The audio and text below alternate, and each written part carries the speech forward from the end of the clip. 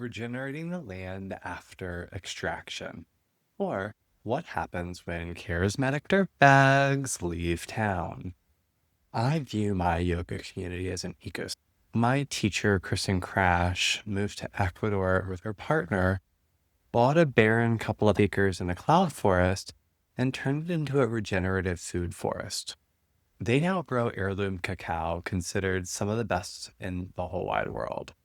She regenerated land, created a crop, and now she coaches others how to do it. And she was my yoga teacher. So when I'm trying to figure out what the hell I'm doing teaching Ashtanga in Washington, D.C. in late stage capitalism, I remember regeneration is possible, but it takes understanding the land, committing to place, and doing the work. I'm trying to make cacao from my deserted hectare. So the problem, charismatic dirtbags wreck the land. So here's what's been really frustrating. I live in DC where there is a rich history of Ashtanga yoga. And because there's history, there are opportunities to capitalize on that history, to package it, to platform it, to build a following. And oftentimes, people charismatic enough to build those followings are often dirtbags. Okay, so case number one, the values problem. We had this one dirtbag come to my city and teach. There was a, let's say, studio owner who followed him. And when they came back and taught in their Mysore room, they populated the city with people who think like he does. Authoritarian, phony baloney, full of malarkey. Anyway, this is a real pain in the ass for me because when they come to my studio where I teach, after that teacher, shut down the studio and left, they come in and they're the kind of people who say, well, you're doing it wrong, because that's what they were taught to say, which is a weird thing to do, to walk into someone else's space and tell them they're wrong. Weird, right? And so this sucks for Ashtanga. So case number two, the rehab story. There was this other teacher who was also quite popular, who made a name for himself by being a charismatic family man with a recovery story. Very marketable, very moving, and also a total shitbag. So here's what happens. There's a downstream effect. Here's what I mean by that. So like whatever they're doing way up high on their mountains, it runs downstream and it messes up my ecosystem. So first of all, because you can commoditize the interest in these practices, people do so in order to develop clout, notoriety, fame. And then it also, when it feeds into an extractive model of multi-level marketing, people bring in other people who establish authority for them, set them up, and then, it turns out they're dirtbags. And then what happens? The people who prop them up get their power and they leave, and then they leave me with the mess. Here's like what I mean. So what they're doing up high on their mountain runs downstream and messes up my beautiful stream. Why do I think it's beautiful? Because I fish from it. I drink from it. I live here. And you know what? The people who let my river become toxic no longer here. And do you know who has spent the last several years doing the Chesapeake Bay Foundation work of cleaning up the Ashtanga River in Washington, D.C.? Me. Trying to clean up the toxic culture that I didn't bring in. And that when I called in my studio, I actively tried to ward out. And you know what? I didn't want any of it. And I'm the one with the authorization. And so, yeah, I tried very hard not to propagate that culture. In fact, I used to say that like a culture's ability to reproduce doesn't speak to whether or not it's toxic, right? It just reproduces. And God, did I make some mistakes when I was coming up?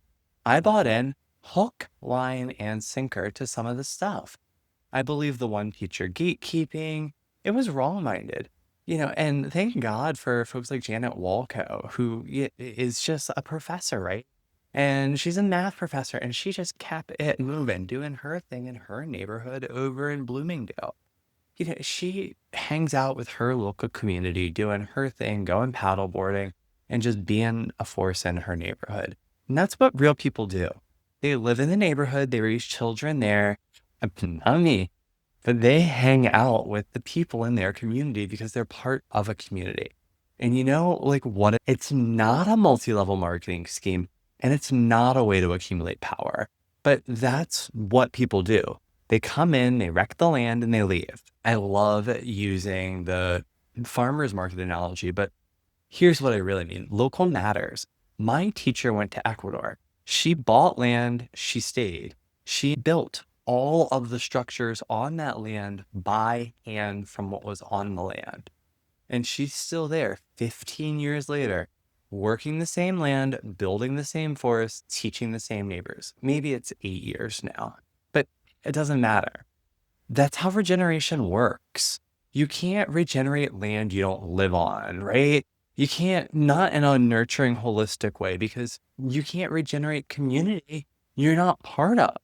The charismatic teachers who get platformed nationally, internationally, digitally, they're not rooted anywhere. And that means they can extract without consequence. If your community collapses after you leave, not your problem. You're already in the next market. But you know what? I live here. I live here. Janet Walco lives here. The students in my morning Mysore class live here and we're not going anywhere. So we have to care about what happens to this land. Let's talk about the cacao, right? And why it matters. My teacher didn't just plant cacao. She studied the land, she tilled the soil, she added water, she noticed the climate and like what lived on the land already. And she removed what was harmful. She tried to take care of invasive species by matching the right animals and plants, and she compacted soil, and she built fertility, and she planted diversely, and she waited patiently. Trees take years to mature. They're not a monoculture, but a food forest. If you're gonna get the soil rich, you need compost, nitrogen fixing plants, and mulch. You wait patiently. You tend consistently. It requires daily attention over a long period of time. And you share knowledge. It was so great to go to Ecuador and visit the other regenerative food forests. It was so cool. And there were neighbors teaching neighbors how to regenerate their land. And that created abundance, not just for Kristen, but for the ecosystem and the community. And that's what I'm trying to do with my Ashtanga yoga community. I'm trying to study the system, remove what's harmful, build fertility. That's student capacity, distributed knowledge, network resilience. I'm trying to plant diversely. That means honoring multiple different modalities, varied approaches, documented methods, and I'm waiting patiently because culture change takes time. I'm tending consistently. I have shown up for years. I'm still here. I'm offering my book. I've been putting stuff on my blog forever. And I think it's a really open source approach. It's a way to create abundance, not just for my shala and not just for my youth community, but like for the broader community, because it's the same work, just a different medium. When I think about the book that I wrote, Collider, it isn't an abstract systems theory book for its own sake. The theories that I present, like a statistics bias theory applied to Ashtanga yoga, it's really a documentation of how to build communities that survive extraction.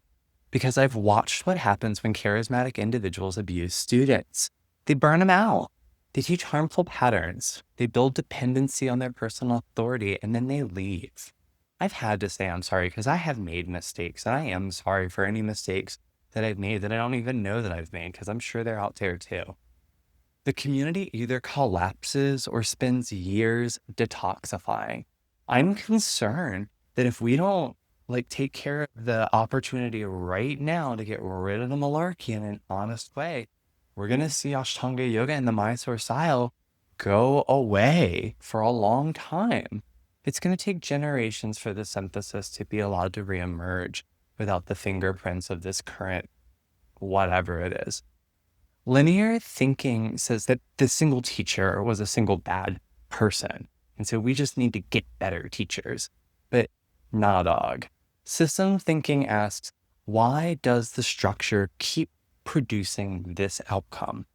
What is it about the hub and spoke networks that make them vulnerable to individual corruption? How do we build communities that survive when any single person leaves or proves harmful? I have like 10 different frameworks that I use in the book that I try to talk about how they are tools for building something that survives the individual. I have gotten to share the principles with others and enjoyed watching how it helps. One of the best conversations I've had in a long time was my good friend Heather telling me how confident and capable and honest she felt now in her space. It's rewarding. I get to be her friend. Do you know how cool that is? This is how you regenerate land after extraction. So let's talk about the risks and why I think this is all worth it. Here's the risk of regenerative work. It's slower. It's quieter. It's less glamorous. You're not going to build a massive following quickly. You're not going to get famous in the yoga world immediately and make a lot of money fast or accumulate power and influence.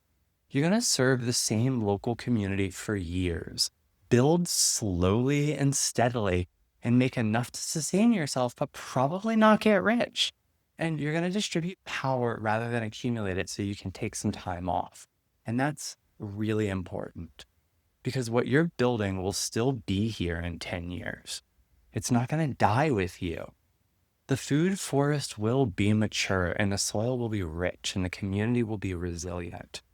And you won't have left a barren wasteland behind you. Let's talk about what success looks like. Success isn't how many followers you have, how famous you are, or how much money you make. Success is can your students practice independently? Does your community survive when you take a month off? Are other teachers in your area thriving?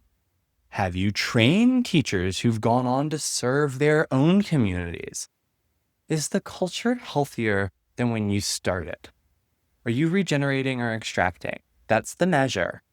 Okay, so a little postscript, a note about anger.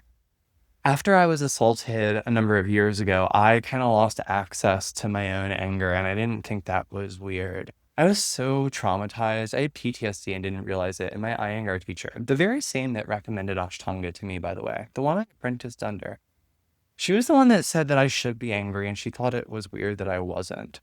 And you know what? You might notice anger in this chapter. Good.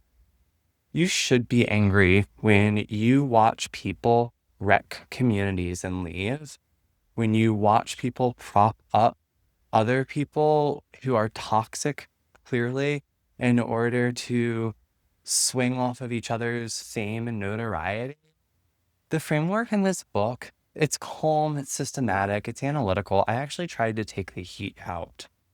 But I want you to know that none of this is about suppressing my own anger. It's about channeling it into something that is constructive. Because rage without direction, it's just going to burn you out. Oh, how I have learned. Rage plus systems thinking plus long-term commitment, that builds food forests. I'm angry that charismatic dirtbags keep getting platformed while local teachers who do good work in their communities get ignored. Where are my queer brothers and sisters doing this job? Where are their voices? I'm angry that extraction keeps getting rewarded while regeneration goes unnoticed. I'm angry that I've spent years cleaning up toxic culture that I didn't create, and that, yeah, though I was indoctrinated, I actually helped perpetrate for a bit. I'm so glad to have the veil lifted in those ways. And I'm going to use that anger to build something better. You'll have to forgive me for lacking decorum. Stonewall, we threw bricks, and that's what this book is. Let it be the brick that Marsha P. Johnson would be proud of throwing. It's not abstract philosophy. It's not neutral analysis. It's channeled rage towards regeneration. And if you're also angry, good. Use it. Build something. Regenerate your land.